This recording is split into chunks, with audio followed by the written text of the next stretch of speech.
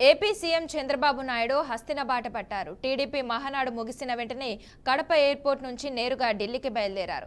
దేశ రాజధానిలో ఇవాళ జరగనున్న సిఐఐ సదస్సులో ఆయన పాల్గొనున్నారు. ఇక ఇవాళ రాత్రికి అక్కడే బస చేసి శనివారం మధ్యాహ్నం రాజమండ్రికి వెళ్తారు.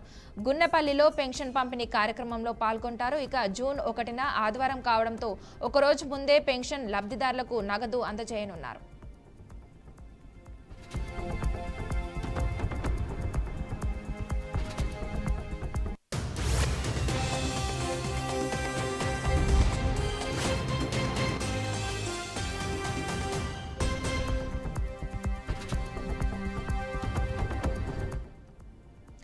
ఏపీ సీఎం చంద్రబాబు నాయుడు హస్తిన బాట పట్టారు. టీడీపీ మహానాడు ముగిసిన వెంటనే కడప ఎయిర్పోర్ట్ నుంచి నేరుగా ఢిల్లీకి బయలుదేరారు.